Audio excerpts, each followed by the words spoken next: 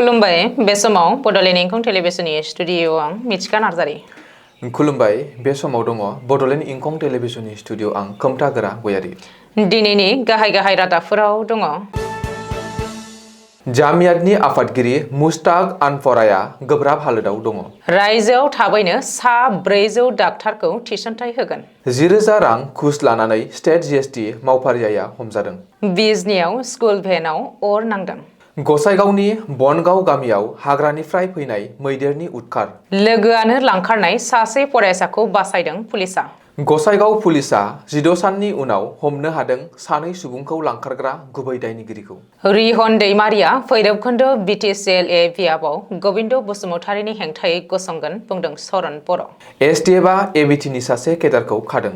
पद्मश्री सर्बेश्वर बसुमतारिया लामा जाब्रबथायजों गोब्राब हालोदाव। दानिया फैदिनि आबुं रादाबाव।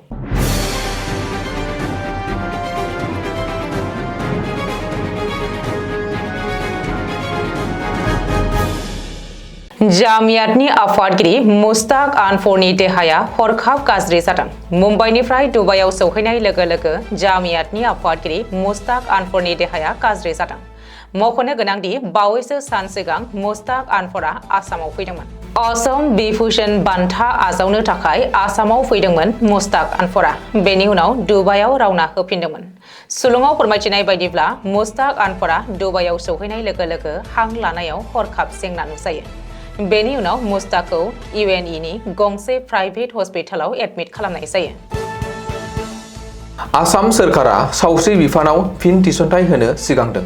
रायजोआव आरोबाव सा 400 डक्टरफोरखौ थाबैनो थिसनथाइ होगोन आरो डक्टर गैयि रायजोनि गुबुन गुबुन ओनसोलफोराव डक्टर थिसननायनि राहा खालामगोन। रायजोनि सावस्रि बिफाननि मन्थ्रि अशक सिंघालआ दिनै दिसपुरनि जनता भवनाव मोनसे खौरांगिरि मेल खुंनानै बे बाथ्राखौ फोसावदों। मख'नो गोनांदि सोरखारि देहा फाहामसालिफोराव माखासे गोनां मुलिफोरखौ मोननो थाङा। जाउनाव बेमारिफोरा गोबां रां गारनानै बाहेरनिफ्राय लाबोनांगौ जायो। बेखौ नोजोर होनानै आरो रायजोफोरनो सुंथानाय होनो थाखाय सोरखारि देहा फाहामसालिफोराव गोनां मुलिफोरनि फारिलाइ माखासे मुलिफोरखौ थाबैनो सरजाबनाय जागोन होननानैबो सावस्रि मन्थ्रिया बुंदों।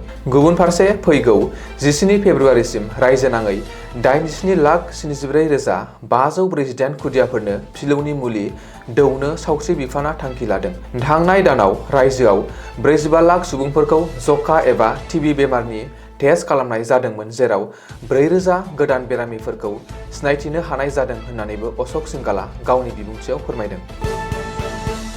रायजोआव आरोबाव गुबुन सासे सोरखारि मावफारियाया आखाइ दैखांदों।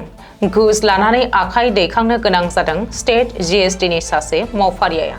श्रीभूमि जिल्लायाव जादों बे जाथाया। मिथिनो हानाय बायदिब्ला श्रीभूमि जिल्लानि स्टेट जीएसटी मावफारिया लयन बर्मनखौ भिजिलेन्स आरो एन्टि कारापसन बिफाना हमदों। 10,000 रां घुस लादोंमोन लयन बर्मना। मुवा बेसाद ल'ड खालामनाय ट्राकखौ हगार हरनायनि मुङाव 10,000 रां घुस लादोंमोन लयन बर्मना।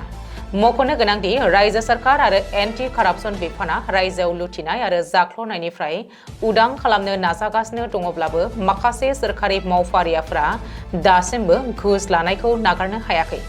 गोबांसा सोरखारि मावफारियाया घुस लानानै हमजाबाय आरो साख्रि खोमाना लानायजों लोगोसेनो जोबथेसालियाव थाहैनांबाय। अब्लाबो रायजोनि माखासे सोरखारि मावफारियाफोरा दासिमबो घुस लानो गियाखै। चिरांनि बिजनियाव दिनै गंसे स्कुल फेनआव गिख्रंथाव अर खामदों। अर खामनाय स्कुल फेनआ माखासे उन्दै फरायसुला फरायसुलिफोरखौ लाबोदोंमोन। बिजनि नोगोरनि सोनाबहा साखाथियावनो थानाय खावाटिकायाव जादों बे जाथाया। दिनै फुंनि 9:30 समाव गंसे प्राइभेट स्कुलनि उन्दै फरायसुला फरायसुलिफोरखौ लाबोनाय स्कुल फेनआव गिख्रंथाव अर खामदों। मिन्थिनो हानाय बादिब्ला फरायसाफोरखौ बोख्लायनायनि उनाव ड्राइभारआ गारिखौ दोनथ'नानै बाजाराव थांनाय समावनो गारियाव हरखाब अर खामो। बबेखानि लाखिना दोनफैनायनि उनाव गारिया गिबियाव खामनाय मोनामदोंमोन। बेनि उनाव अर जोंनायखौ नुयो होननानै जायगानि सुबुंफोरा फोरमायदों। उननि समाव बिजनीनि अर खोमोरग्रा बिफाना थांनानै स्कुल फेनआव ब्लाव जोंनाय अरखौ खोमोरहैनो हायो। बे जाथायाव फरायसाफोरनि आरो फरायसालिनि जेबो खहा जायाखै होननानैबो सुलुङाव फोरमायदों। क'क्राझार जिल्लानि गसाइगाव महकुमा सिङाव थानाय रायमना हायुङारि हाग्रामानि साखाथि बनगाव गामियाव बुधबार हरनि 3:30 रिंगासो समाव रायमना माहारियारि हाग्रामानिफ्राय फैनाय मासे हाग्रानि मैदेरा बनगाव गामिनि सत्रसिं बसुमतारीनि न'आव उदखार खालामफैनानै बिनि बिसि सैधबती बसुमतारी मुंनि सासे बैसोगोरा आइजोखौ गाज्रि गाथारनानै जिउ फोजोबलांदों। लोगोसेनो फिसाय सत्र सिंआबो मैदेरखौ होहरनो नाजानायाव गोब्राब जखम खालामजायो। आथिखालाव गोब्राबै जखम जानाय फिसाय सत्र सिंखौ फाहामथायनि थाखाय देहा फाहामसालियाव थिसननाय जाबाय। नोजोर होनो गोनांदि बेबायदि दुखु नांथाव जाथाय एबा हाग्रानि मैदेरजों उदखार खालामजानाया बे ओनसोलाव गुबैयै जाफ्लाबाय थायो। रायमना सोनाब फरेस्ट रेन्जनि सिङाव थानाय बनगावनि हायुङारि पार्कनिफ्राय हाग्रानि मैदेरा ओंखारबोनानै बेबायदियै गोबां खेब जाथाया जाफ्लाबाय थायो होननानै ओनसोलनि थागिबि सुबुंफ्रा फोरमायथिदों। आथिखालाव बनगाव गामिनि बे दुखुनांथाव जाथाया बयनिबो गोसोआव दुखु सोमजिहोदों। बोलटन बाजारनिफ्राय लांखारजानाय सासे फरायसाखौ गुवाहाटी पुलिसआ बासायनो हाबाय। लांखारजानाय फरायसाखौ निकलास हायार सेकेन्डारि स्कुलनि फरायसा होननानै मिथिमोननाय जादों। मिन्थिनो हानाय बादिब्ला फरायसाखौ बोलटन बाजार मणिपुर बस्तिनिफ्राय लांखारदोंमोन होननानै पुलिसआ फोरमायथिनाय जादों। रिपर्ट बादिब्ला हिन्जावसाखौ लांखारनायनि सिगां फुस्लायनानै फेग्रा मुवा जाहोग्रोनाय जादों आरो बिखौ गलाघाटनि बरफोथाराव लांदोंमोनब्लाबो जोबनायाव पुलिसआ रैखा खालामनो हायो। बबेखानि लांखारग्रा सासे दुथांखौ पुलिसआ खानो हादोंमोनब्लाबो बेजों सोमोन्दो गोनां साथाम दुथांफोरा जाथायसालिनिफ्राय खारखोमानानै दङ। जाहोनाव बिसोर दुथांफोरखौ पुलिसआ संदाननो गोख्रोङै नाजानाय जायो। गसाइगाव महकुमा पुलिस बिफाननि गोख्रों नाजानायाव आसाम बेंगल सिमायाव थानाय चौधुरी घाट कुसुमबिल गामिनिफ्राय मानसि लांखारग्रा गुबै दायनिगिरिखौ खानो हादों गसाइगाव पुलिसआ। लांखारनाय रेकेटजों लोब्बा थानायनि थाखाय सुबुंखौ खानाय जादों। हमजानाय सुबुंखौ गसाइगाव सराइबिल कुसुमबिल गामिनि रिपन नार्जारी 50 बोसोर होनानै सिनायथि होदों पुलिसआ। मख'नो गोनांदि थांनाय 23 जानुवारि खालि सूर्य शर्मा आरो लक्ष्मीराम टुडु सानैखौ खावनानै लांखारदोंमोन। मोसौनि खुन्थि एबा बाथोननिफ्राय खावनाय जादोंमोन आरो रायमना नेशनेल पार्कनि मोनसे गोथौ जायगायाव दोनखोमाहैदोंमोन। लांखारग्राफोरा फननि गेजेरजों हगारनायनि थाखाय 60 लाख रां दाबि खालामगासिनो दङमोन। गसाइगाव महकुमा पुलिस, सराइबिल आरो श्रीरामपुर पुलिसनि जथायै नाजानायाव 28 जानुवारि खालि 5 साननि उनाव लांखार जानाय सानैखौबो गोथौ हाग्रा ओनसोलनिफ्राय रैखा खालामनाय जायो। अब्लाबो लांखारग्राफोरनि बेरेखायै अपारेशना जाफुंसाराखैमोन।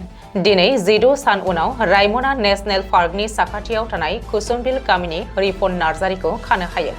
नाथाय दासिमबो 7 एबा 6 दायनिगिरिफोरा खारखोमानानै दङ। मख'नो गोनांदि मानसि लांखारनायाव लोब्बा थानाय गुबुन गासैबो दायनिगिरिफोरा सोनाब बेंगलाव थाखोमाहैदों होननानै सन्देह खालामदों पुलिसआ। भैगौ बिटिसिएल बिसायख'थियाव बारग' केबिनेट मन्त्रि रिहन दैमारिया बिपिएफ दोलोनिफ्राय भैरबकुन्द बियाबाव आथिखालनि डिपुटि चिफ गबिन्द बसुमतारीनि हेंथायै बिजाथि महरै गसंगोन। बे बाथ्राखौ बुंदों माजबाद समष्टिनि आथिखालनि एमएलए सरन बर'आ। लोगोसे बिपिएफ दोलोआ बिबान होयोब्ला रौता बिटिसिएल बियाबाव इएम डक्टर नीलोद स्वर्गियारिनि हेंथायै गावबो गसंनो हागौ होननानैबो फोरमायदों एमएलए सरन बर'आ।